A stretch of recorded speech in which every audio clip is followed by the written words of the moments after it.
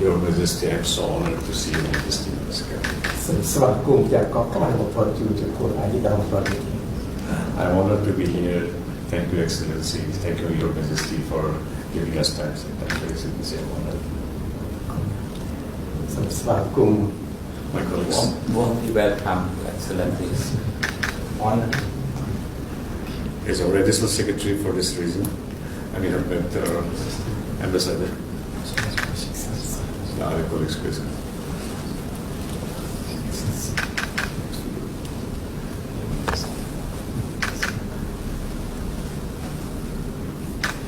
ជាបឋមខ្ញុំសូមថ្លែងអំណរគុណដល់ជីវិតរបស់គាត់ជួយពួកឯកឧត្តមដែលបានខំ ក្នុងឱកាសដ៏ប្រសើរនោះឯកឧត្តមប៉ាប៊ីត្រា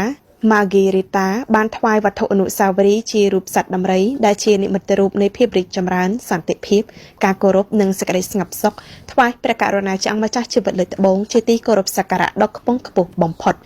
ក្នុងឱកាសដ៏វិសេសវិសាលនេះព្រះករុណាចង្សម្ចាស់ជីវិតលើកត្បូងជាទីគោរពសក្ការៈដ៏ខ្ពង់ខ្ពស់បំផុតព្រះអង្គសពព្រះរាជហឫទ័យប្រោះព្រះរាជទាននៅវត្ថុអនុស្សាវរីយ៍ដ៏មានតម្លៃខ្ពង់ខ្ពស់ជូនឯកឧត្តមអនុរដ្ឋមន្ត្រីការបរទេសឥណ្ឌាទទួលបានផ្តិលប្រាក់ដែលជាងចម្លាក់ប្រកបដោយទេពកោសល្យខ្ពស់របស់ខ្មែរបានចម្លាក់ដោយដៃរំលេចនៅក្បាច់ផ្កាភ្ញីតាមចម្លាក់ប្រពៃណីបុរាណដ៏រុងរឿងរបស់ខ្មែរនិងសៀវភៅស្ដីអំពីប្រវត្តិព្រះបរមរាជវាំង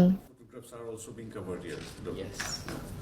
Oh, great, great. It is a masterpiece. Which is not like the law. All the old photographs are also here. Which is រូបបុរាណ Kirupuran. There is a